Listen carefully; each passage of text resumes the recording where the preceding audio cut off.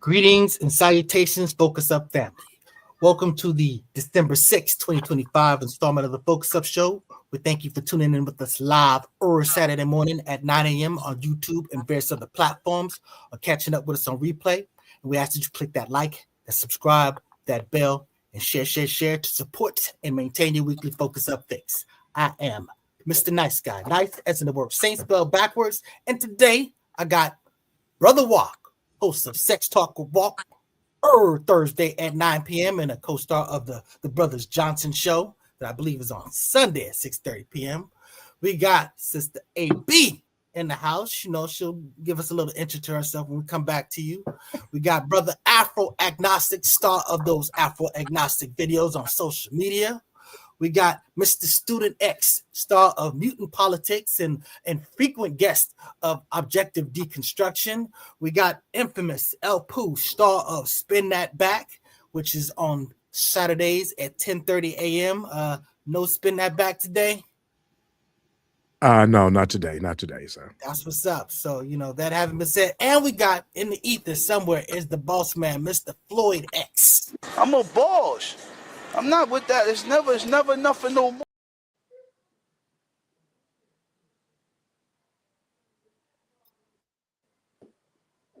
Get first. Let me just say, welcome to the show, Sister AB. Just give us a little bit of your background. Introduce yourself to the Focus Up family. How much do you want to know? Just give me a little taste. Just give me a little taste. Adrian Henderson, huge. You just gave up your government. Go ahead. Oh, go ahead. Go ahead. Yeah, huge sports fan. Living out in Dallas. Grew up in LA. I don't have much to add. That's what's up. And fitness. Fitness enthusiast. There absolutely. you go.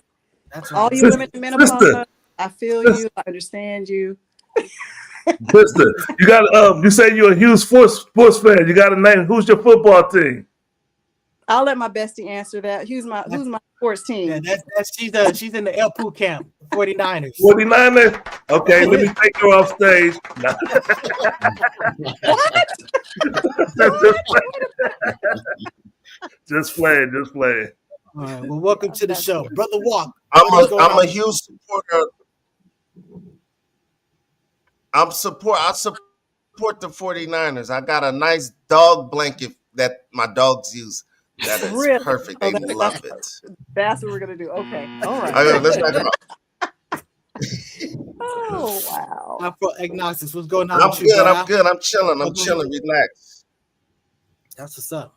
Afro Agnostics, what's going on with you, son? Oh man, nothing to it but to do it, flexing and nexing, all that. Student X, live from the dojo. What's going on, sir? Bro, we have a great litmus test right now as a community, and really, we give our sisters, and rightfully so, a lot of praise, and I feel like it's on them. Are y'all really, and are we really gonna let this Sister Candace Owens out to dry just because we might have some differences on ideologies? Are we gonna just come together and be like, hey, hands off Candace, no matter what and no matter who? This is a litmus test. I best believe the world is watching. Best believe. Mr. Floyd X. Yeah. What's going on with you, sir? Hey, well, to continue it on, Miss Candace Owen, I'm just messing around. No, I'm chilling, man. I'm happy to be back home. Went to Dallas last week. I was out there with my little sister, and I'm back home trying to set up in the house. I had to get a internet extender so I could be in this back room instead of that cold-ass garage. So we'll see how it go. What's up? Infamous El Pooh. What's going on? Well, just blessed and happy to be here once again. I might have to cut off a little early today. I got some challenges going on, but other than that, everything's good. All right, then, brother. That having been said, let's get on to the get then. First thing up, rest in peace, Elden Campbell, age 57, ex-Laker. He played he played in the NBA for 15 years. Was with the Lakers for a long little stretch, even there with Kobe and Shaq, and he was actually on that Detroit team that beat us. But he tragically died. He drowned. I mean, that's just that's a bad situation. So, what you got to say about Elden Campbell, bestie? No, I just read that his body washed up on shore, and it's just Malcolm Jamal Warner. We're just dying so early in these avoidable deaths. This is shocking and sad. It's just can't believe it. Doing something he enjoyed. Where was it? Was he on vacation also, or what? I think he was fishing. I'm not sure. He was found next to his jet ski. Pronounced dead, in the early evening around 8:00. So no life jacket. But it was a fishing trip that they was on. Oh, it's just sad. Doing something you enjoy and you die. It's just too soon. We're just dying too soon. Yeah. And his brother's like 7 feet, so it's hard to save a 7-footer. You know what I'm saying? So you got something to say about this, brother? Afro agnostics? Oh, nada. That's what's up. Brother Walk. I know you got something to say. Nothing. All right, infamous El Poo, I'll give it to you in closing. Did I give you the opportunity to do next? Hell no, I sure waiting too, because I'm the diehard Laker fan on the crew first and foremost. You know what I mean? Magic came to my elementary school when I was living in San Antonio, and I became a Laker fan instantly. You know what I mean? And so, and speaking of Magic Johnson, I mentioned Kobe and Shaggy. He came in 1990. When Magic, Worthy, Byron, Perkins, Vlade Dighty, AC Green, you know what I mean? It was he was around, the whole time, and he always played more like a real support role, but always solid. I loved him. Elden Campbell was a great player, and essentially he actually, when he got traded to the Hornets, that's how we, how it basically that trade led to Glenn Rice coming there, and then ultimately having that dream team, with Rick Fox, Glenn Rice, Ori, Fish, and then Kobe Shaq, of course. You know what I mean? So, but the last thing I want to say about it is that as a man, it's if you're gonna go out, and especially if it's early, man, let it be something that you was doing that you love. You know what I mean? You was getting a little radical with it, you know what I mean? And look, that's, I surf, you know what I mean? And so anytime I go in that ocean, your life's in danger. You got wildlife that's there, you could drown, there's all type of situations can happen, you know what I mean? But we're going to go out, like a G, you know what I mean? So, long live Elden Campbell, man. Love that brother. All right, salute that brother. Yeah, rest in peace to the brother. But I think somebody needs to look into Puffy. I think he might have had something to do with this. Ouch. We'll come back to Puffy. So rest in peace to Elden Campbell. Our condolences to his family. Also, we had this mass shooting in Stockton. I mean, these morons shot up a birthday party. You know what I'm saying? And there were some younglings that died in this. So this is an absolute tragedy. We're talking about this all the time. I don't know what to say about it, what to do about it, but condolences to their families. Mr. Student X, you're out there up in that area. You got something particular to offer to this topic? Yeah. And I'm gonna come like lightweight Trump with it. You know what I mean? For those of us that live around here, man, Stockton is known as a hole. You know what I mean? We don't want to be there. We don't want to go there. We don't want to pass by there. We don't want to be there at all. You know what I mean? Like as someone who's been around.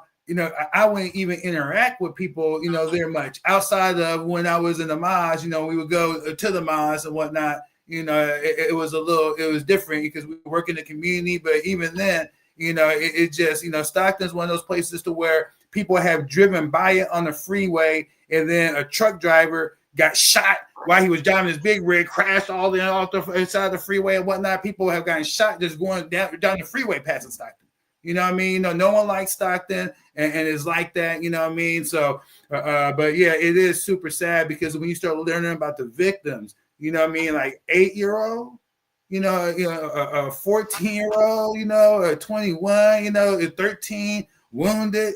At the birthday party, the owner, man, they just decided to shut it down. They're not going to even open it up. It's going to be, some sort of a monument, moving forward. But they say the homicide rate dropped, but yet, there's still, this is the 34th homicide, in Stockton. This is a little ass town now, mind you. It's just a shame. When you start reading the stories, especially of the young ones, it's just ridiculous. You have to really be careful, where you choose to bring your family and friends around, these days, and really real quick. We gotta give a shout out to our brother.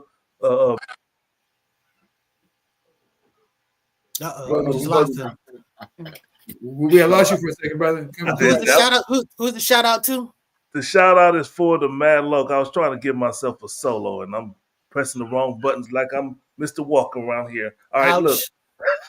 Salute to our brother Maurice X. He's out there with Advanced Peace. He works in Stockton, a community organization called Advanced Peace, where they work to try to quell the violence that goes on in Stockton. So, and a salute to the mosque out there, the FOI. That's it, the mighty FOI MGT out there in Stockton that's trying to prevent all the violence and crime going out there. So there's people out there that's working in the community, trying their best to prevent the crime. And I heard it stated before that nothing good happened in Stockton. And I know they have the lieutenant governor, Jason Lee, is working out there. I know that brother Maurice has worked with him, and they trying to quell the violence that's going out there. So salute to the people that's trying to make it better. Nobody want to see no young children getting killed.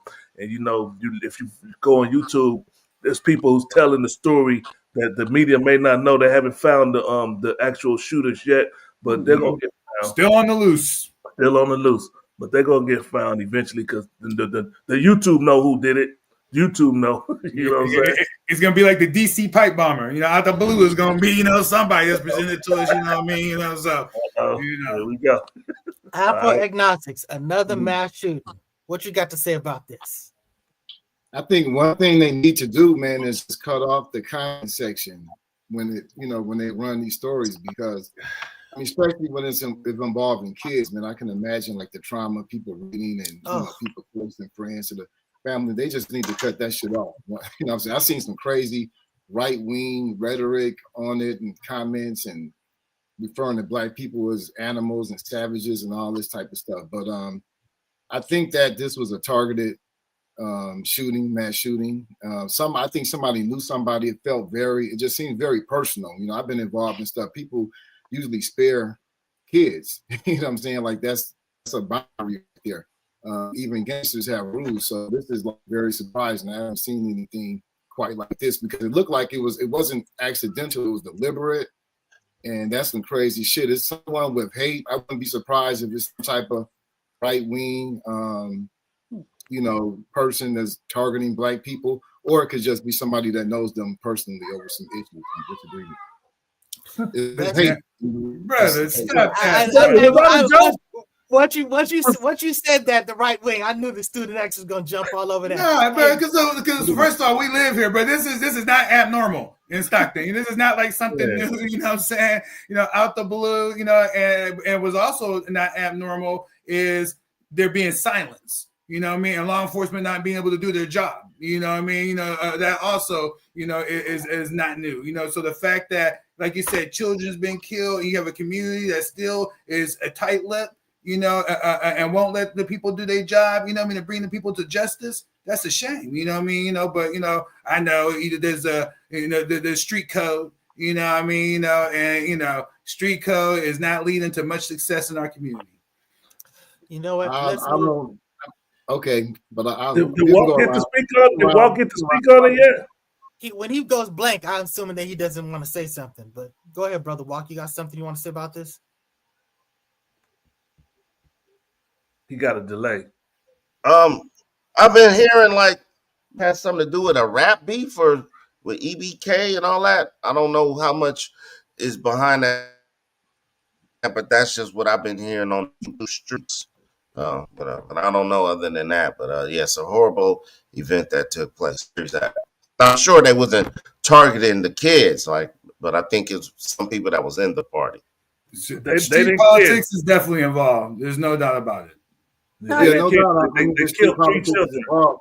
And But I there was were just to echo. I think Walt echoed what I said. This type of activity is not abnormal, but the targeting of kids deliberately, as it has been described, that is abnormal. No. What happens in that situation is someone's tucked up real tight, you know what I mean? And then, you know, people can't get to them. And then finally, you know, they know, you know, when they're going to show up, you know what I mean? That's going to be like, they feel like the only time, you know, but they don't, man, this culture don't give a damn, you know what I'm saying?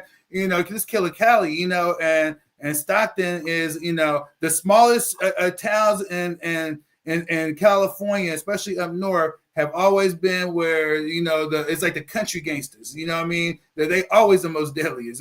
We used to have Fresno's the murder capital, you know, Richmond, you know, which is not, you know, rural, but it's still outside of the city, you know. I'm not disputing the homicide rate or, you know, like those type of communities operate. I'm not disputing that.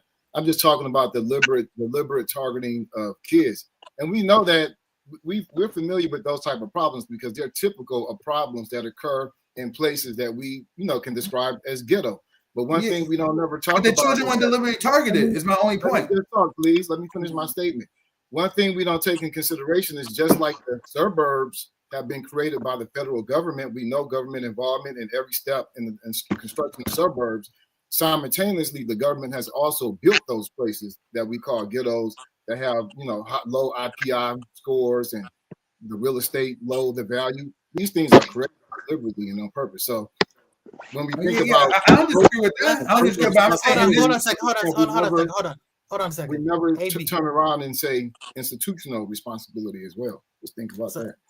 And AB, you got something you want to say about this?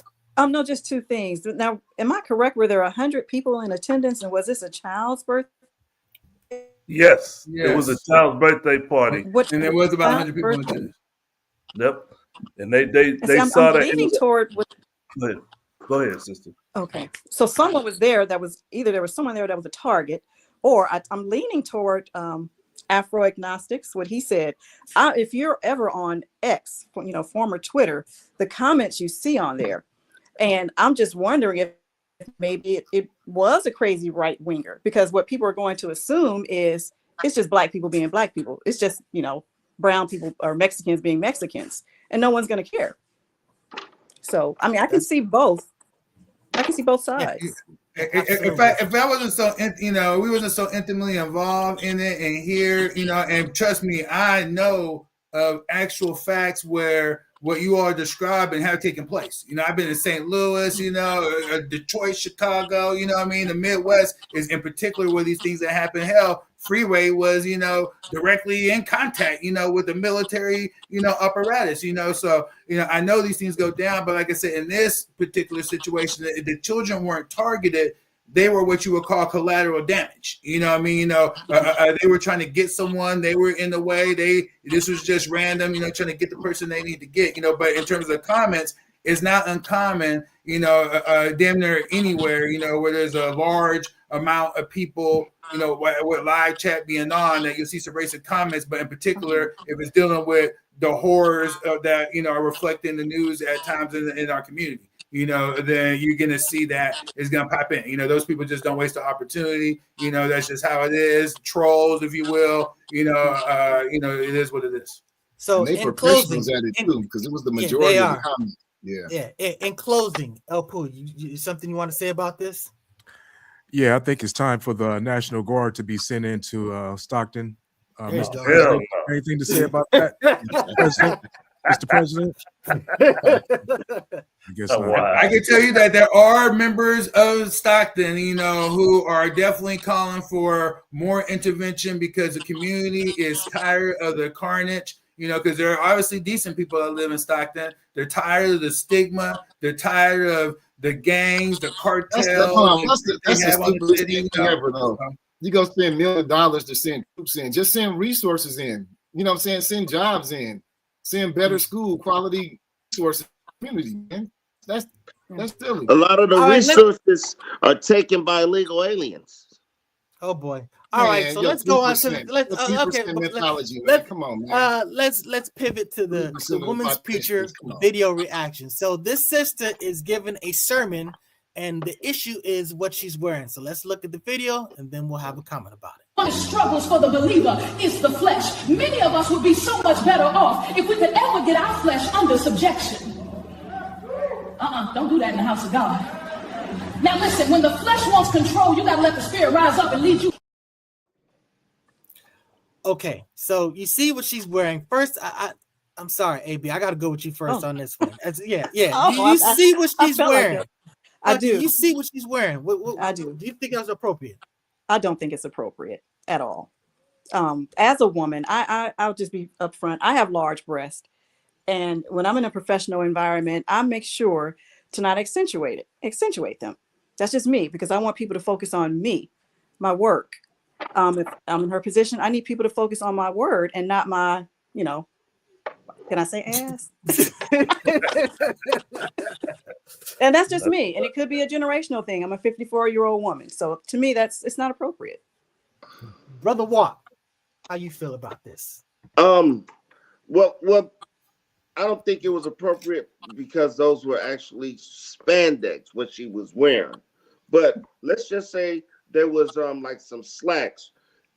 It probably would some tight fitting slacks or female, you know how they wear those like Hillary Clinton type clothing.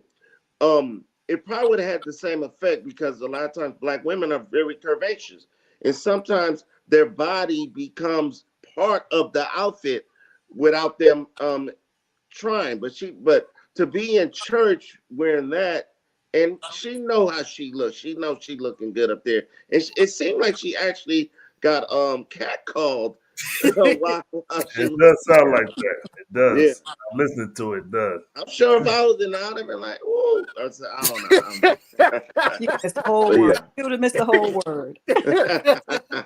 Alpha Agnosis, what you got to say about that? Appropriate, inappropriate? I think it was inappropriate, but not like in the moral sense. But in the sense that it would be inappropriate to wear a jumpsuit to a wedding. I mean, I think that's a mainline church. She's promoting certain Christian values, and we kind of have a sense of what those things are. She was actually talking about it in the sermon, referring to the like tempted by the flesh, and here you are, wearing something that is tempting the flesh, which I think is very appropriate in another setting, or if that was not a church, if they're not promoting values contraindicative to that, but if they, I don't see anything wrong with the thing in and of itself. Infamous El Pooh, what you got to say about this? Well, I don't go to church, so I don't know if it's appropriate or not, but I didn't hear what she was saying, but I saw her. Student next. What you got to say about this? Let me clear for I don't know if that was Afro, but look, was not a mainline church at all. You know what I mean? Because that's not how a mainline church, how the women present themselves. And, and sis, it's not just you in terms of, what you were promoting and the logic behind it. I think that is just wisdom. I think it's appropriate. I think it's professional. And I really wish that it wasn't a generational thing, because it is a generational thing. I wish that, there was a more in our community promoting, a similar, just a logic and a thought process, in various type of situations. I think it's a wonderful thing. And then lastly, I would say that, she wasn't lying. We as men, we definitely need to have more discipline, more discipline in general, in particular when it comes to the flesh. And we were talking earlier in the show, one of the things that, that I focus on just to have more mastery of self, is regularly fasting. Not only are there, benefits that you enjoy health-wise, but just being able to deny yourself the most basic fundamental of life, which is, a food and substance, when it's a plentiful and around you, it builds the will, and that's something that I think that as men, we should definitely, strive for, is having our will built. Mr. Floyd X. Real quick, Sister AB, we have to mute you because you got a background noise. If you could clear away that background noise. Yep. But yeah, my take on it, man, is like, I know the Bible says that women shouldn't lead in the church, but I think the church as a whole, I think the congregation and the leaders of that church should be like, hey, sister, that's not appropriate. Even if she's the pastor, if she was the main pastor, guest pastor, or whatever, if she goes to a church and dressed like that, somebody got to be like, hey, that's not appropriate. You can't stand before us talking the word of God, showing your ass all out like that. Somebody got to step up and be like, hey, don't do that. But it demonstrates a lacking of leadership and what's the word I'm looking for? Leadership and order, I guess. Order. Lacking leadership and order. I think you guys are all super repressed. You know what I'm saying? At the end of the day, I don't think it was an ideal outfit. And I think that really Alpha Agnostic's point about, what you'd wear to a wedding, I mean, that's really more of the issue. She seemed very, I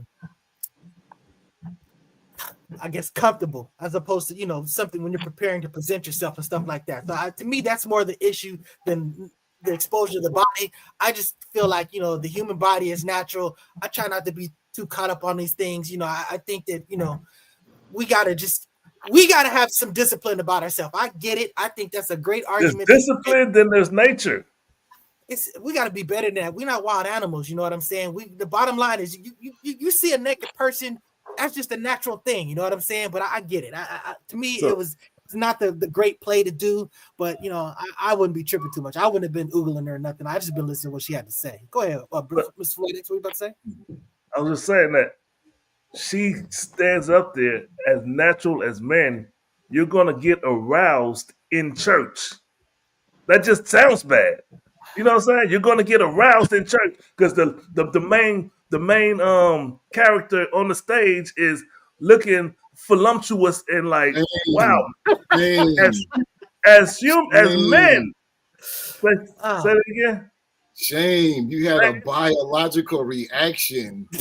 Your body. You can't control it. Can you repress arousal? Look. Yeah, you can. How do you repress arousal? Like I said, but it's called just mastery itself. Managing, becoming like mastering your emotions. In general, even like when it comes to like. I'm around a lot of beautiful women just in general, and a lot of them don't practice the philosophy that our sister AB, was promoting, which I appreciate, but in those situations, then, you're always going to find me, eye contact, straight up, on a regular basis, and that right there, if you lack the discipline to where you can't hold, eye contact when you're talking to somebody, and just because they are beautiful, then that says something about you. You know what I'm saying? I disagree. That sounds good. Go ahead, Walt. I disagree. The reason why I disagree is because it's a time and a place for everything. Amen. Like, come on now. She's at church. See, and this is why I agree there. A lot of people have been not going to church is because when they started that come as you are, you see guys in there wearing jeans, and because I remember we had to get suited and booted every time we went to church. Three-piece suit straight up as a kid, and the girls had to wear a dress.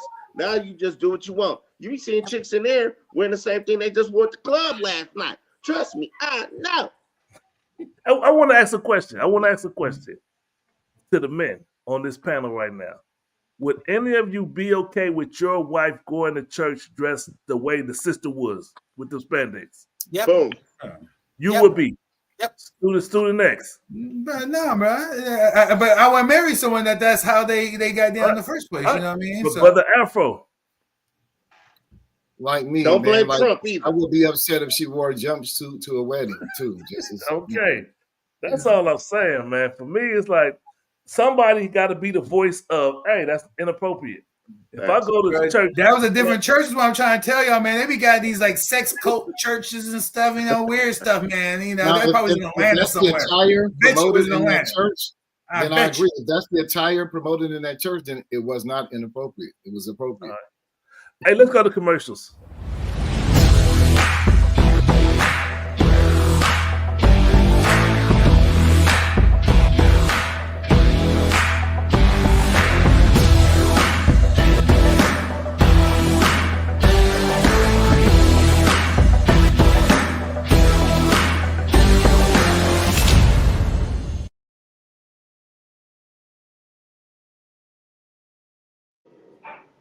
Prayer Trucking for all your trucking needs. East Coast to West Coast, West Coast to East Coast, North to South, South to West.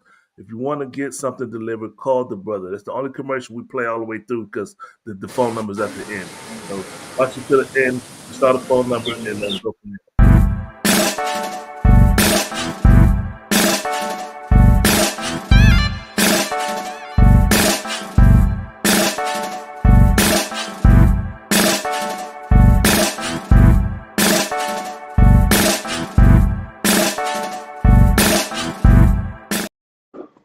That is gobealive.org. Go get you some of that black honey. And if you want to get it in person, go to the Petty Vice in Venice or to the Afro City Marketplace at the Crenshaw Mall.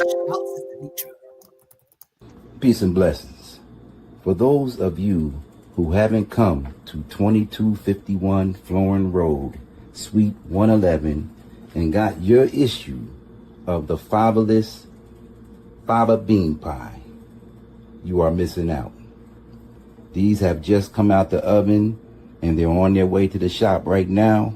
So come on through and get your issue of the world's greatest pie. The pie that literally makes you high. Peace and blessings.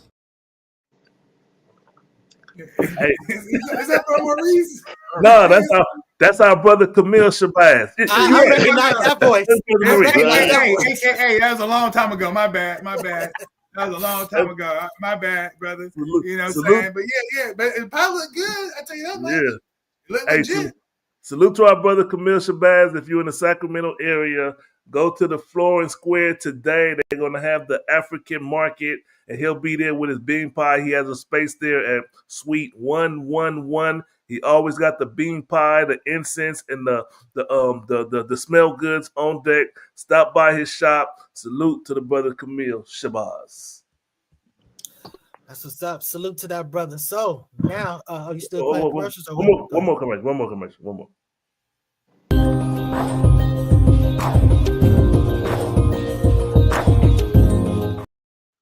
Bar and Lounge, 7123 Franklin Boulevard. Go check them out. Sunday, watch football games there. You can go to today, watch college games. They got a bunch of TV screens, food, drink. Salute. All right, Mr. Nice Guy, my bad. All right, so let's go ahead and let's talk about Chris Paul. You know, Chris Paul has been like, for a large part of his career, the face of the Clippers, an instrumental person in basically making them relevant and turning them around. In fact, you know, even as a Laker fan, I'll admit that they had a dominant run, at least head-to-head against the Lakers. Not in any way that was important or that mattered, but still, the bottom line is that, you know, he made them credible. You know, he was the person that was supposed to come to us. He went to them, and you know, and he came back for his retirement. You know, this is going to be my last year, so he was going to retire with them. And they basically was like, you know what, peace out.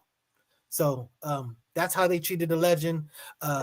Adrian, AB, I would love to go to you on this. I don't think you're there, so let's. Hello, are you there, sister? All right. Not in case. So, all right. You know what? I was gonna go to Brother Walk, but he just walked away. So, Student X, what do you think about them doing this? How treating a legend like CP3? You know, just sending a brother home, and they losing anyways. I mean, you know, at the end of the day, you know, it comes down to the organization, the fit personnel, and you know, from what you know is being said behind the scenes is that head coach, I should say, Tyronn Lue.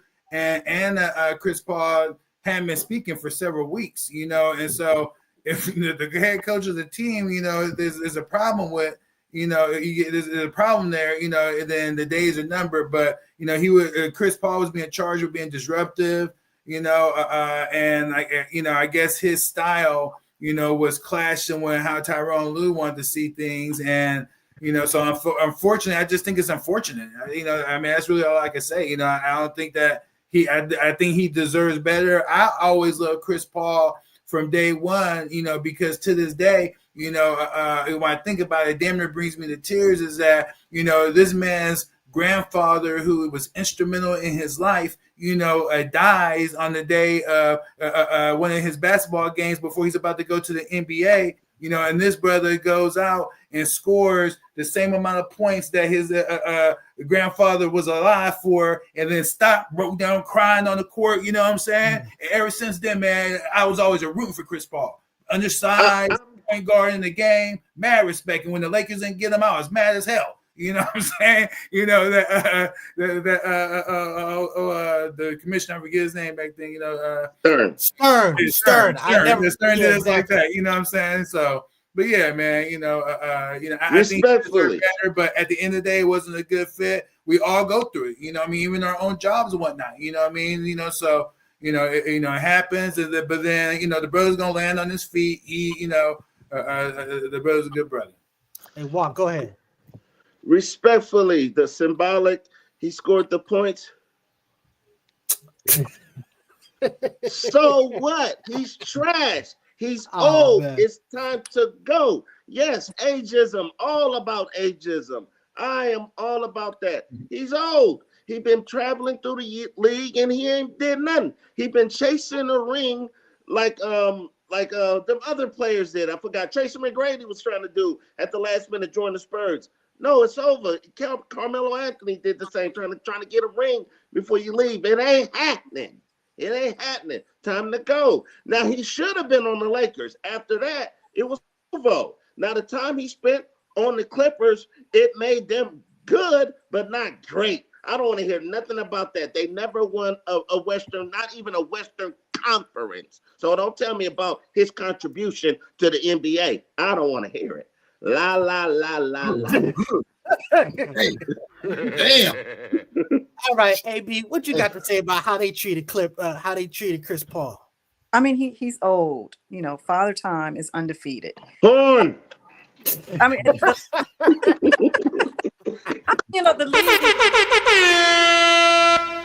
league.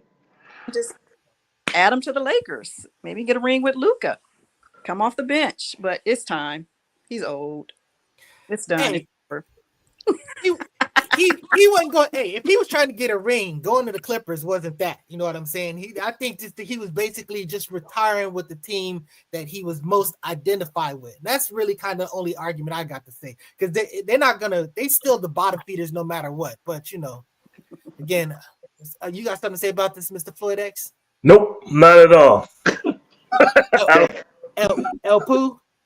Yeah, I think everything has been said about this. Let's move.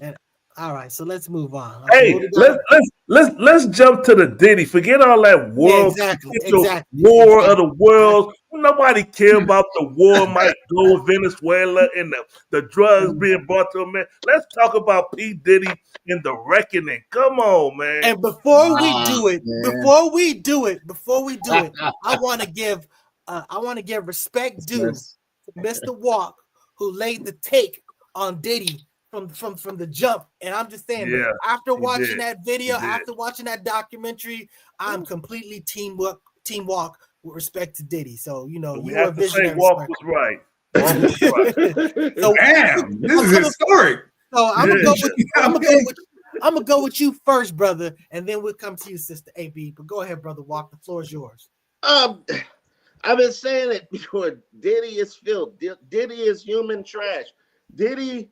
I always, during his court case, I was like, even though I didn't feel he should have even been charged with nothing, but if they gave him life, I'd have slept real good at night, because that's where he needs to be, in prison for the rest of his life. And I never say that. Me being a former resident of that damn place, but he has no one speaking up for him from his past. Where Mary at? Where Total? Where all these people he worked at? Where Busta Rhymes at? Where's all these people to speak about his character and his integrity? All his artists that he worked with saying that he's trash, they didn't get paid. He been swiping and taking money from them people for years. Biggie Moms, come on, bro. This is the reckoning. That's what's up, Sister AB. What you seen this documentary, correct? Ooh, that was a lot. It was a lot. And I'm a person that watched the court case, and I said, well, they don't have enough to put him away, for the RICO charge. But after watching that documentary, this man needs to be under the jail for life. This man is a psychopath. He's out there SAing men, SAing women, arranging for murders. This man is a monster, a true alive monster. And to me, another thing that irritates me is how many people were aware of what he was doing, and nothing's come out until after Cassie did what she did. So see, people knew. So I'm just they are deserving of some of the same things that he's getting. They're deserving of some of that same treatment. Because how can you know that this is going on and no one's saying anything? Yeah, agreed. Afro, I what totally you got to say agree about this, brother? And I feel like the documentary was 50 trolling, like it could have been called 50 gossiping, pettiness. I think I didn't learn anything new. I just see his fingerprints, his simple narratives, like he does in Power, all over this. They try to make Diddy to be out this monster. Like, how could it become this way? Is his mama? Is Frank Lucas? Is Harlem? And all of this stuff. But if you really look at 6 of the 10 biggest rap labels out there, 60% of the persons and owners have multiple sexual assault and rape cases. I mean, down the line from Suge, Dre, we can go back to Bambaataa, Russell Simmons, Joseph Simmons. I mean, this is more of the norm than some type of anomaly, but I figured 50 would approach it that way. Hold a second. You the person that advocates for the victims. These were victim testimonies of a lot of things that's going on about this stuff. You just saying this is just 50 trolling. I mean, no, that's true. I mean, he is a monster. What I mean is they try to make him to be some unique figure, like he's robbing his artists. Gotcha. They all rob their artists. They've all got multiple violent crime cases. It's more of the norm than not. It would be weird if he was not. Industry rule 2080. I got you.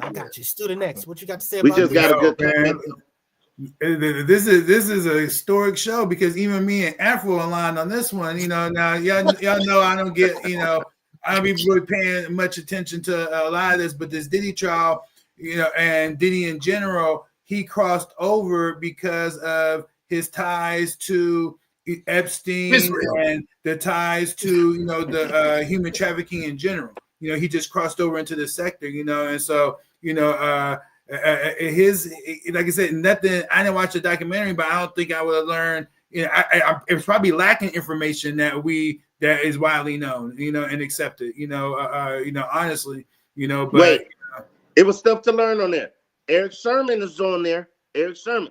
I never knew he even dealt with Diddy like that. They had, what I'm saying? That video girl. I never knew that story. And she pressed charges, and he's sending around a video of them having sex. Oh, my goodness. Behind it. Oh, my goodness. Imagine if that's one of your kids, bro. But like I said, there's an apparatus that's there, and it extends into law enforcement and even beyond into the federal. There is, people want to call it conspiracy theory, man, but no, we're talking about conspiracy facts. The fact that your black behind is here today in the condition that you're in is a conspiracy. So let's not act like, we're not dealing with the devil, straight up, but yeah, enough about Diddy. Y'all know I want to get to talk about, Wait, Mr. Floyd X, I know you got something to say about this. We're not done with Diddy. Yes, I have a lot to say about Diddy. Listen, man, I watched the documentary, all 4 episodes. I was thinking like, yeah, I lived through it. I don't have to watch it. But when I started it, I was like, man, did 50 just trying to do a hit piece? But I'll tell you the truth. It was not a hit piece. It was like the people that was in the documentary were believable, except for maybe 1 or 2. Like Little Rod, I think he was going a little too far. I don't know. Come on. I'm just saying, 1 or 2. I was Craig like, I can't buy that. Huh? Craig McWhite. Go ahead. I'm sorry. Yeah. Go ahead. But look. No, she was believable. I'm sorry. Go ahead. When I watched it, I learned a lot from watching it. Like, truth be told, this is no BS. I believe he has something to do with Tupac's murder now. I do. That's just true. And I mean, I'm somebody like, oh, get out of here with that nonsense. But when you listen to them brothers, particularly the one that helped them start Bad Boy, I could see the relationship. I could see the bullying tactics that P. Diddy used. It's sad. And when you have so much power, you're making so much money, and you got all these people around you that follow you and do as you wish, it's hard to, I believe it's hard for you to stay focused and conduct yourself like a normal or standard human being would in certain situations. In those situations, tell me this then. Why when it shows up in whiteface and Trump, it gets praised, but when it shows up in a black man, it's condemned? This gangster. Who praises Trump? Who? I think the same people, regardless, of color, is going to look at the situations the same. But let me answer. It's the same group. It's the same system. I think Trump is under the same system. He got people that kiss his ass all day. But what system are we talking about? Who controls the whole entire music? Don't say it. Listen. I'm gonna clip this because it was like Afro Agnostic said last week. The Jews. I didn't say that. We're not doing that. Afro Agnostic. That is hilarious. Is what I'm saying. It was. Wait, Infamous El Pooh, go ahead. You give your take, and I'm gonna give my take afterwards. But go ahead. What you got to say about this Diddy situation? It was only one thing I learned from this whole thing, and Cat Williams said it the best. Diddy be wanting the body, and you gotta tell him no. Tell him no. I had a bunch of issues with this stuff. I mean, I'm glad that you brought up that sister in the beginning. That that he filmed her, and he's like literally just broadcasting this in front of people. You know what I'm saying? Just basically destroying the sister. Yep. And I mean, I get it. I just get it. Young kids doing stupid stuff. He said he was motivated by seeing what Alpo was doing. But I mean, dude, you're destroying this sister over here. This is nothing about this okay. Then you're talking about the dude where he pressured him to give up them shares. And they're like, well, you waited too late. All this. How? Okay, so what did he get for it? How is it not pressure? He's just going to give it up just for funsies? You know what I'm saying? This is like a ridiculous type of situation. But what really pissed me off is the jury. When the sister is sitting there talking about that she was kidnapped, they're like, wow, I don't know if we believe that. That's just a far-fetched concept. You don't think that he went there and pressured her and, he had a gun and whatever. I mean, this shows you, we always say in the legal community, the jury is 12 people not smart enough to get out of jury duty. It's just like the way that they rationalize things, it's tough. So I'm just saying, as defense loves to go to the jury because all you're doing is just confusion. You just throw a whole bunch of stuff and they just get lost in whatever. So I mean, it's a crazy system. Those dudes disgusted the hell out of me how they processed this stuff. But it just showed you, like Walk said, who's defending Diddy? You know who's defending Diddy? The fans, the people that were showing up there with signs saying free Diddy. Go ahead. Nice guy. Only thing I disagree with you as far as the jury goes is he wasn't on trial for the stuff we saw in the documentary, right? I'm not talking about that. Yeah, I'm not talking about that. They said they did not believe that homegirl was kidnapped and taken to whatchamacallit's house. Yeah, to Kid Cudi's house. Kid Cudi.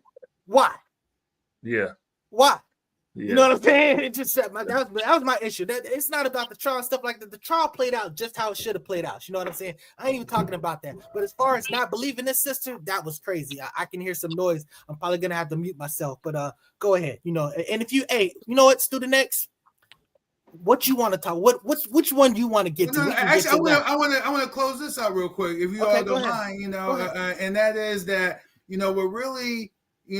Excuse my language, but pisses me off. The quote, my brother is that I listen to the outrage that you have as far as what you're learning about, like what this man was doing, to the victims and everything, and it's terrible, it's bad. But what I'm really upset about is the lack of coverage. Well, first of all, I would start with, I'm gonna blame the media first. Is the lack of coverage of. Instead of falling in sensationalism and being distracted, the lack of coverage of the efforts to recover the 500 1,000 missing children that, when they came through this border that turned up missing and ended up all type of places and whatnot. These recovery efforts that's been taking place under the Trump administration, and what has been discovered to where, in one case, a little girl that was being kept since she was a 2-year-old in a cage. They found her now at 8 years old, and of course she was being offended multiple times. And every time the gentleman would offend her, he would put out a cigarette on her, and so all over her whole body when they recovered her, she was in had cigarette burns all over and whatnot. But we're not outraged about that. We're not focused on that. We have a wickedness and an evil in this country that it is in our community in many aspects. The human trafficking that's there, and this is way deeper and way bigger than goddamn Diddy. Way. And then for us to just, brush it over, Diddy is a puppet.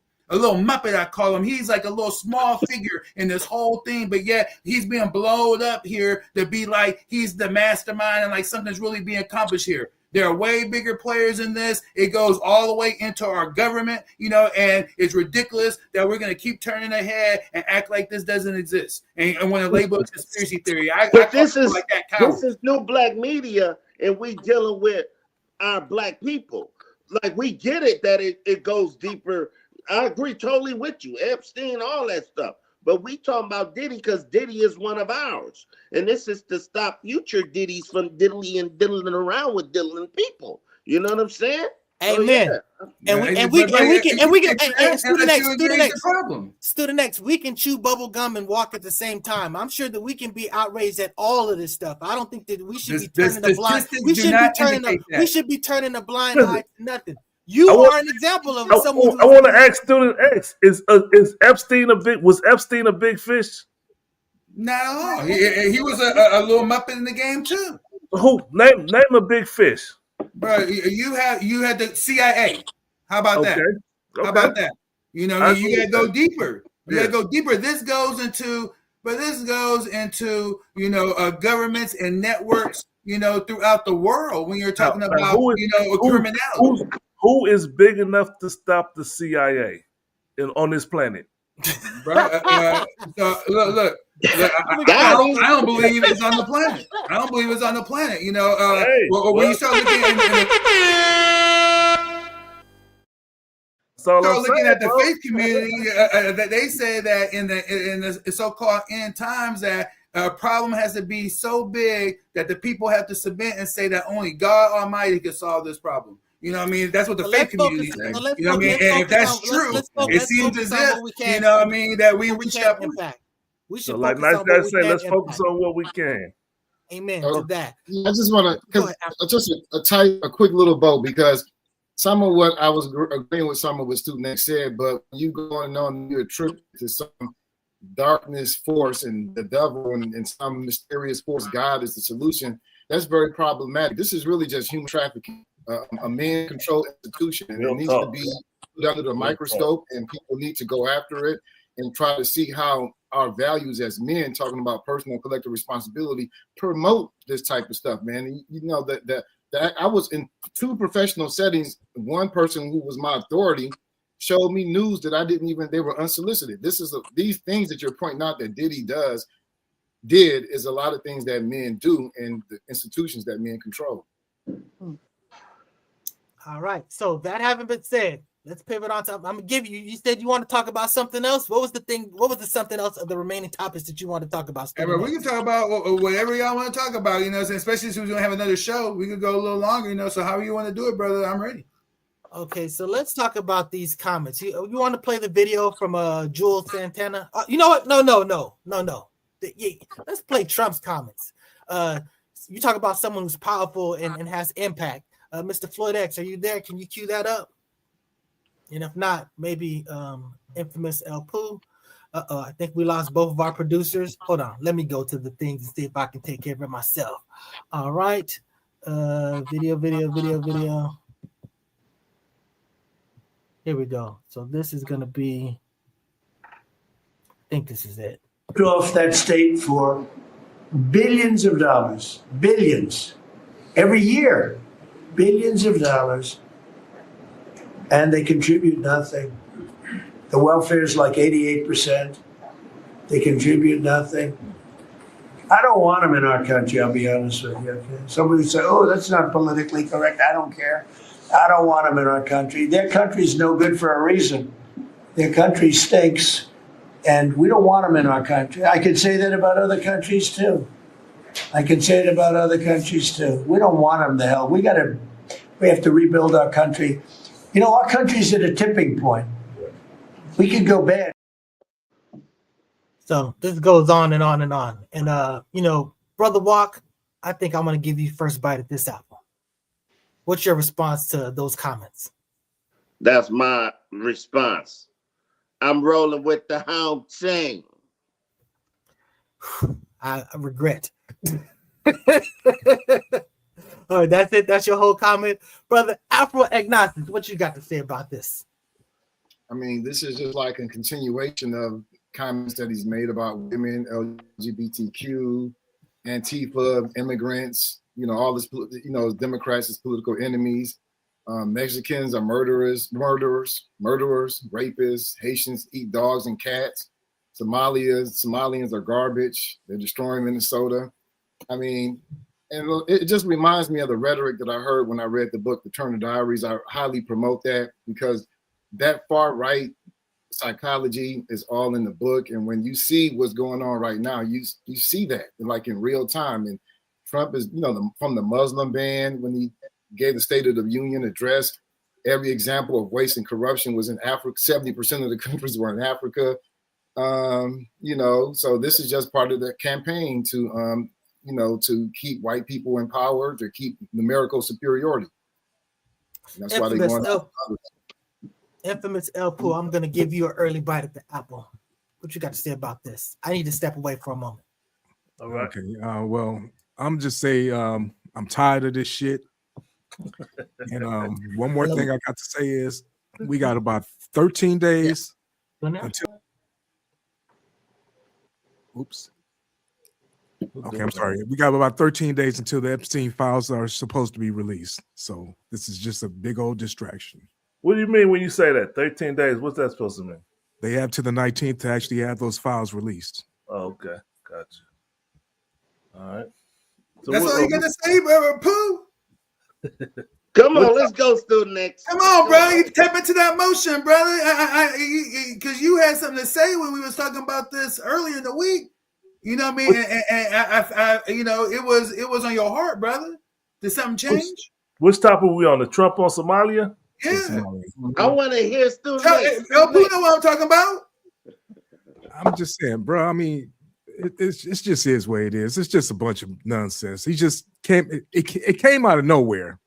Number one, nothing prompted this. He just all of a sudden just wanted to jump on the Somalians and everything for no reason at all.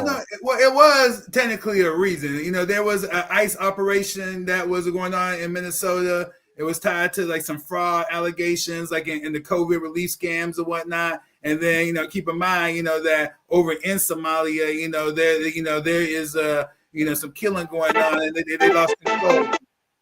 They lost some control over their peoples up over there, you know. But you know, the thing is that, well, I was kind of representing. I'm not gonna put my brother on blast, you know, but I do believe, you know, that this will and is something that is going to lead to a larger movement, you know, on the so-called Black community. And everyone knows that, you know, I definitely didn't vote for Kamala, you know, or the Democrats, but I didn't vote for Trump either. You know, I don't trust none of them. You know, I will say that, but I do know that, you know, the key quote that you all missed was at the very end of that clip brother played. It got cut out. The brother said, or not Trump, the brother, you know, Trump,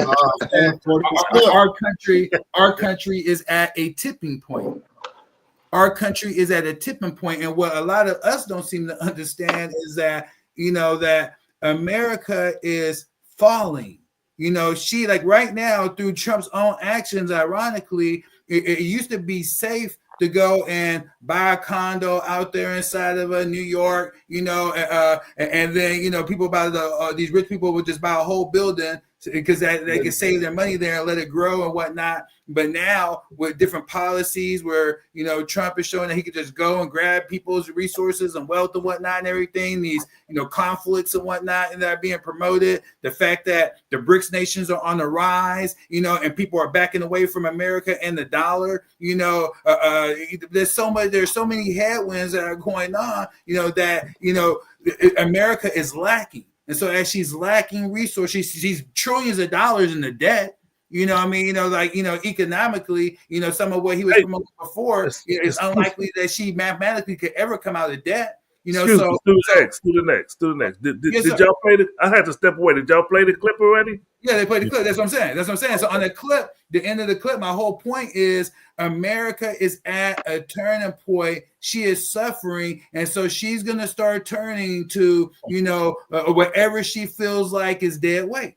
You know what I mean? And best believe, you know, that, you know, there are those in power and authority. I don't think it's the general masses of everybody, you know what I mean? Although obviously we have some people, you know, who are racist, you know, in America, you know, there's no doubt about that. But there are a lot of people who aren't. But the bottom line is that, you know, it does look like that this is the beginning of something greater. You know, and you know, something greater. The beginning of something great? Something greater. Greater. Now getting rid of all the Somalis out of Minnesota is the start of something great. No, return. He didn't listen to Listen to what I'm saying. That this is the first of a domino to fall, is what I'm saying. So not against the greater. Somalis, right now, you don't just go round up everybody at once. You have to segmentize, you know, and categorize the demographics and hit them and whatnot. But the goal is essentially, like, I can guarantee you, like, our prison population already right now, they're already floating the idea of sending them, you know, not in America, but sending them elsewhere because they'll be cheaper to the house. So when you say something great, you mean something big. I said greater, greater. So greater or greater activity, you know, or more. Remember, great is not synonymous with good. Okay, you know that's what I'm trying to clarify. You're not saying good. You're saying bigger.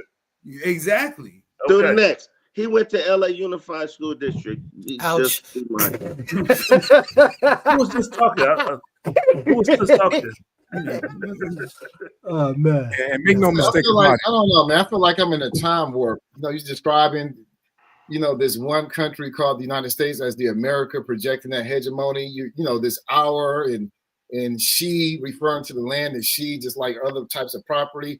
I mean, obviously we're at the tipping point is whites are no longer the vast majority of the population. You know what I'm saying? 20, 30 years ago, they were 78. Now they're 50 something. And that's what's driving this whole MAGA movement and so forth. We know that empires on average last about 250 years. So yeah, that is, it is about that time. But it's, again, this is so much ambiguity, so much magic and mythology. These are just basic historical, concrete, material things that are taking place right now. So I was removed. So I don't know if AB, you got to speak on this. You saw Trump, what he said about the Haitians. I mean, sorry, with the Somalians.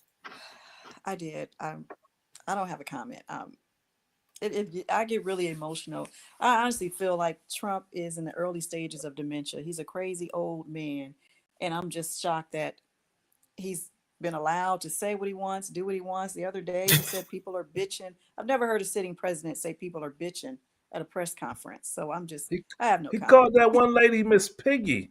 Yeah. On TV, on camera, and they have no concern for it. I want to say these statements are not just like bad or immoral. They have real material consequences. Jasmine Crockett, right-winger, they came to her office, threatened her. That was recently. There have been a lot of death threats. Death threats have increased for Omar, the Congress, Somalian.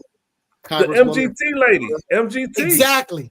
Yeah, she said, we've been fighting Trump this whole time. You just stopped fighting him for just this little moment, and your ass had to get security and all this other stuff. Yeah, so it's just like, it's exactly. Crazy, man. Well, what he said, the things he doing, what he said was very unpresidential. That's really what's going on. Like even when he said about Israel and the Ukraine, where like the people who are running our fucking idiots. You know what I'm saying? It's like unconventional and unpresidential, but it's But not only that, though, you know that people are going to be effective. targeted because of your words, just like Charlie Kirk did. That was part of his strategy to pressure people out of institutions and so forth. Put them on the list. Their death threats go up. They get scared, and other types of pressures, emails, all that type of stuff, man. That's what he's doing. So it's not just empty words. So is he doing it for the youth or for the white people? Which one? Well, there's a midterm election coming up. He has to bolster his base, which is racist MAGA people. So you do things like that to bolster your base. I have a question. Based off what we said and what Student X said, something greater is coming. As far as us as Black people in America, what should we be doing right now? Thank you, brother. That was my question too, brother. Thank you, brother. All right. Chilling. Who go? No, nice guy. You want to go first on that question, brother? What we should be doing is holding the real villains accountable. We need to call out every single thing. I know that there is the concept of microcosm and macrocosm. There is an issue of focusing. I get that, you know what I'm saying? But at the end of the day, you know, it's like surgery. You know, you got to deal with the direct problem on a problem by problem basis. And I'm just saying that the people that have been basically telling us to our face, they don't care about whether we, you know, get justice with the police or whether we get economic, you know, equality or any of this stuff. It's pretty clear who the talking heads are that are working against our interests. At the end of the day, we need to do what we can for ourselves, but we need to put pressure on them, and we need to basically put people that are actually defending our interests in positions of power. So it's really a bunch of things. It's not just one thing. It's a bunch of things. But Alpha Agnostic, you seem like you had some fervor for this. So I'm gonna give you. Oh yeah, yes. I mean, the first thing you gotta, me too. After, please. Okay, is you got to join the organization. You know, everything that Nice Guy just said, you can't do it alone as a lone soldier. You must join the organization who has some type of mission campaign to fight against these interests, these values that are being promoted and advanced by MAGA. So, and also, if you can't join, you can't be an active participant, then find one and donate on a monthly basis. Student X. You know, everything that both of you all said, you know, is wonderful, but you know, I should say not but however, you know, there is a prerequisite, you know, and that prerequisite is that there's nothing that can be accomplished if there's not first the body is organized. You know, first and foremost, you know, like there has to be like a unified effort to, you know, not just, you know, now if it's joining an organization and the organizations then, you know, report their role or whatnot to a law. It has to be like, you know, the people have to become organized, you know, in terms of being able to get data, information. That's the first step. You know, if you're not organized, there's nothing you can do, you know, so that's number one. And that's an effort in and of itself. Mr. Walk, you got something to add to that? What should we be doing as Black people in preparation of what's to come? Ain't nothing to come, man. Ain't nothing. God bless the United States. AB, what do we need to do? I agree with Student X, but how do we get started? You know, I worked in schools, and we're in trouble. I mean, I don't know how we're going to organize. Our communities are not together. It almost feels like people don't want to break that curse of generational poverty. Sister, do you agree with Brother Afro in joining an organization? I do, if you can, and donating money if you can. But I don't. I'm just very discouraged. I don't know how we're going to get out of this. What Trump has done and what MAGA has done, it's going to take. It feels like it's going to take decades to turn this thing around. I don't know what we're going to do and how we're going to do it. Can I respond to this? I try every day not to be discouraged, but living in Texas, firstly, it's rough. Yeah, you got a different perspective. Trumpers and MAGA, and I don't know how we're gonna turn this thing around. I really don't. Go ahead, Student X.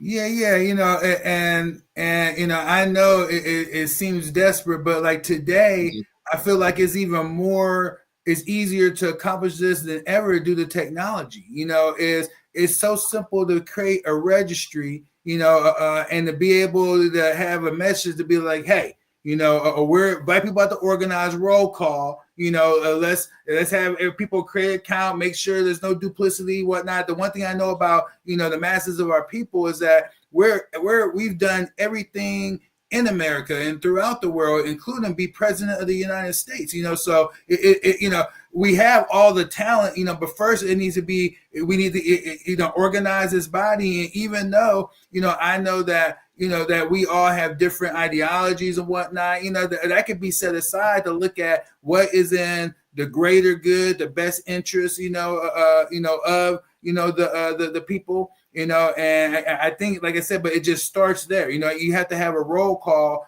because then the body's going to have to be active in terms of direction, and next steps, and then have to, adopt, principles and law. So we have order, and that's, I think it's easier than ever, but I just don't see that need, because we have powers that are also working against us that does not want that to happen. At all. So it's not easy, even though it sounds easy. It definitely takes an effort. But we have more tools today than ever. But we have to have the will of the people. It has to be a desire, something they want to do. And in the teachings of Most Honorable Elijah Muhammad, we was told that this wouldn't happen until the white man was let loose on us. You think they let loose? Let loose. You let loose. Like, in other words, you had the Bible says it a different way. It says that hateful birds, come home. But basically, the wicked had to be turned on the community and whatnot, and there has to be a mass suffering, casualties to force our unity. Got it. Go ahead, brother Afro. My bad. I was just saying the formula is simple. It's just social change come from social movements. That's all we've done to change our situation collectively. Me Too movement, Black Lives Matter, the Civil Rights movement, the Black Power movement, the largest movements in the latter half of the 20th century and early 21st century have been Black movements. We is our model. Got you. Yet we still have the same cry today that we did in the 50s and 60s. Brother, we've made great advances since then. Sure, I will not. I'm not gonna say we haven't, but yeah, I hear the same language and rhetoric in terms of the challenges that we have. I think you have a Hollywood view of a movement. A movement has detours. It stops. The movement of the 60s is incomplete. It was militarily defeated. So, we pick up and we still continue forward. So that said military is stronger than today, and then said people are arguably aren't as connected. It's more spread out too today, so the odds and probabilities would say that if you keep doing the same thing, you're not gonna get the desired objectives, to be accomplished and goals. The objective is progress. The objectives are progress. Yeah, we made progress. So we're just trying to get more progress. The fact that you have concepts of people talking about woke, all of these things are reflective of basically evolutions of society, of social constructs, of what's okay. So I'm just saying that our children have a much more tolerant perspective on things than maybe a lot of people from our generation. That's an example of evolution and growth. So I'm just saying that there is progress. Just because we have some issues about where the progress is going, that's fine. We can hold this stuff accountable. That's why you'll never see me waving a flag or anything like that. Look, this place needs to get where it needs to get to. But the bottom line is, I'm not going to sit here and lie and act like it hasn't taken great steps. It has taken great steps. I've personally taken great steps. So it's just about basically keeping going forward. And this is what MAGA is about. I'm sorry. No, I'm saying that's what MAGA is all about. Going back, unwinding those gains. Pushing back on those gains. That's what they're doing. That's why we have to push back on them. And we got to remember and not forget that whole Black Lives Matter street that Trump came in and just tore up and lifted and pushed out the way and got rid of and paid like $500,000 or how much money he's paid to get rid of that shit. That was the Black Lives Plaza. That was all part of to erase or undo whatever progress Black people made. And I think that definitely played a role, but there are those of us that, we to this day, we learn of the misdeeds of Black Lives Matter. I thought that it was kind of ridiculous in the first place as being someone that, has been, an activist, for many years, in terms of, you couldn't be a heterosexual to even have a leadership position in Black Lives Matter. You know what I mean? So originally Black Lives Matter, they stole the hashtag we was using and made an organization, and that's what that represented. Student X, there was two. I wasn't mad that was gone. Student X, there was two different aspects to that. There was Black Lives Matter, the movement, the moment. I just acknowledge that. No. And then there was Black Lives Matter, the organization. The people were never signing off on that type of stuff. The organization was always. What do you mean the people wasn't never signing off on that, bro? You kidding me, brother? The George Soros protests throughout the whole United States, the twerking, and all the other stuff, bro. What you talking about? The masses of people, the Black consciousness were not behind the organization. The culture was supporting all of that, bro. The culture. They weren't. Let me say this. We weren't. The hip hop community. Let me say this. The politicians, the hip hop community were on board, bro. Let me say this to the next. Listen, Candace Owens played a part in pushing back Black progress. So we should not protect Candace Owens at all costs. She was a tool, and she was used, and now whatever she's waking up to is what she murdered. I think she's a mob. Is not a friend of the Black people still. All she is a combatant of Israel. She is not, in my opinion, a friend of Black people. Yeah, another horn. Exactly. So I disagree on that, bro. You already know that. That's another topic. So that having been said, have we fully discussed everything that we want to discuss today? Is this a good stopping point? Yes. So thank you, AB. Bestie, for coming on to the show. You offered a great contribution, and fellas, you guys rock all the time. Brother Walk, you did your thing. Please like, share, and subscribe. And I also want to say, there's this one person that was making these comments. Sometimes it be Afro agnostics, but this person was dropping bombs over here. So hey, that's big cuz. That's big cuz. Big cuz. Wait, hold on. You guys want to talk about Trump pardoning Juan Orlando Hernandez? I thought that was a big thing for you guys. Good topic. Yeah. Y'all want to go on? Go ahead. Go ahead. Then you want? I think that's a serious one, a great one. But it's up to you guys. Student X. The floor is yours. The floor is yours, Student X. I mean, when you say the floor is mine, it's just, I just dive right into it. I absolutely found, significant contradictions. Let me set the stage for you, brother. Yes, sir. Set the stage. Okay, so with the release of the president who went to jail for selling drugs, he was extradited to America. Let me show that picture where he was extradited. His country put him in handcuffs and walked him to America. I ain't gonna say walked him to America, but brought him to America, and he went to jail. And then Trump bombing, blowing up little ass boats in the ocean, acting like they on a kill mission to bring drugs to America. They're bombing these little boats, and Trump is saying, I approve of it. We need to do that. And then he frees this drug dealer accused in an American court system. He freed him, let him go, and went about his business. To the next. What do you have to say about that? 400. Wait. He the importation. Oh, can you hear me? He helped to facilitate the importation of almost an unfathomable 400 tons of cocaine to the country. So go ahead, Student X. The floor is yours. But you all want to act like it's conspiracy theories when I talk about the government involvement in the drug trade and all type of criminality. But yeah, the contradictions, just as mentioned, are profound. And what's even a greater is the fact that a lot of what Trump has done since he's come in office is absolutely the opposite of what he promoted. The MAGA movement that you guys keep mentioning is practically dead now, because it's a lot of the allies, if you will, have fallen off, and Trump is on a whole nother tangent. God only knows exactly what's going on, but going back to this gentleman here, is he's every bit of who he was. He was under control of the empire, and a tool of the empire, and Trump got his instructions, and let him out. And they probably have plans for him back in his country, but there is a lot of just geopolitical fallout. Let me ask you this, student next. How does this play into Venezuela?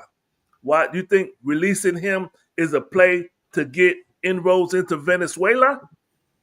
Yeah, no, the two are, I believe, unrelated, in regards to that, except for the fact that if you look at the U.S.'s involvement in Latin America through the years, they've always been, trained to cause chaos, in these environments, and it was usually for, economic benefit, from various companies, here inside of America, whether it be the drug trade or whether it even be, companies like Coca-Cola, and things of that nature.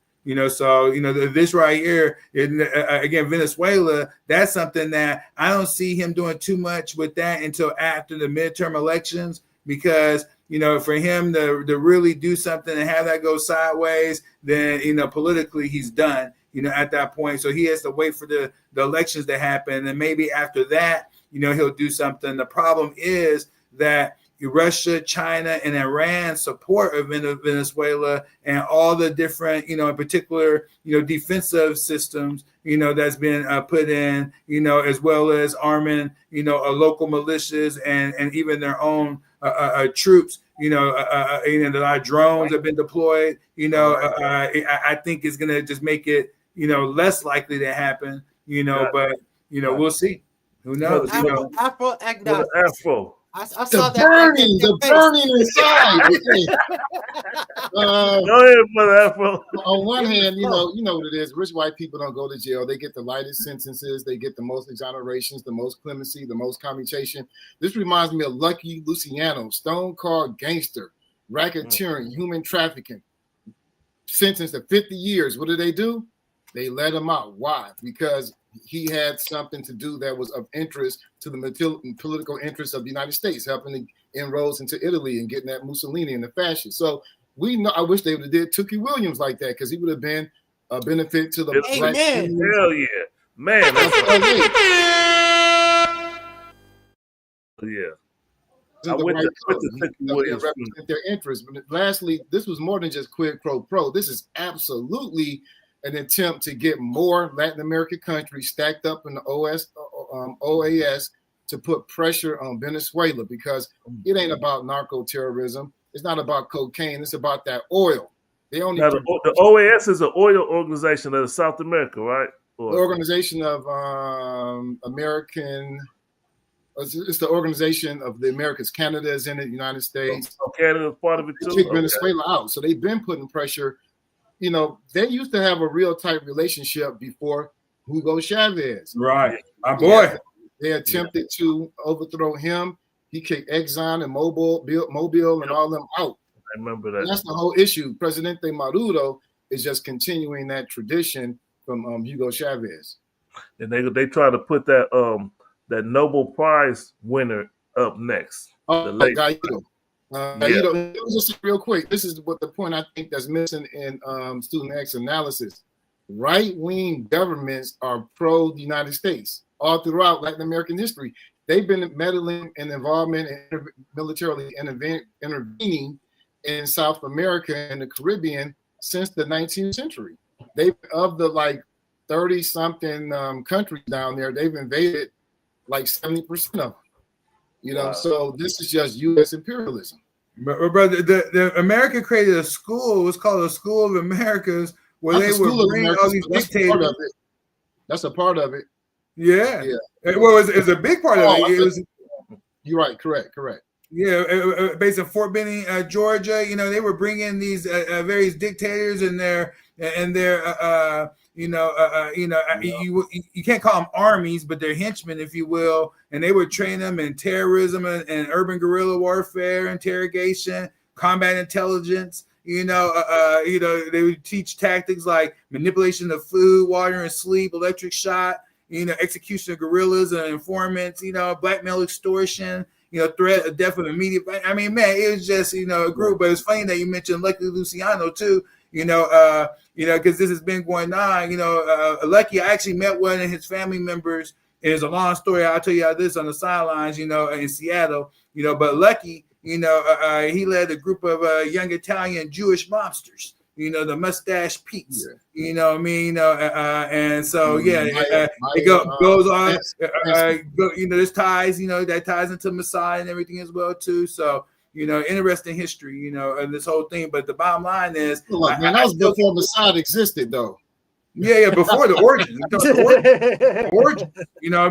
Before Messiah existed, you got to look at who the parties were, the gangsters, if you will, that came together that essentially formed the Messiah. I'm saying, but just in general, that's why I always look at us, and I'm like, man, do we not understand that these people we're dealing with, even if what kind of agreement can we reach with them when they're known liars and deceivers? They break every treaty that in existence. You know what I mean? They're untrustworthy. You know what I mean? So like, what sort of arrangement can you ever really make with them? You know what I mean? So the arrangement, we're talking about Russia, the people themselves. You know what I mean? And with me, I've segued. I've made it to where I'd rather go where our people will be wise enough to organize, form a body, and then become a nation within a nation. But we're not going to do that. Then then I gravitate to those that share ideology, and thought process, and organize and move in that fashion. You know what I mean? Which seems like that's going to be the more likely successful route, because I just I don't see any signs or signals that our people is really ready to do what needs to be done, which again is organize into a body and ultimately behind adopt practices and tactics that it will promote our rise. You know what I mean? And so we'll see. Cool. Go ahead. I don't know what to say, man. But definitely. First step, just as a first step, join an organization who has mission and a campaign or goals that reflect your interests and your values. Perfectly stated. We out. See y'all next week.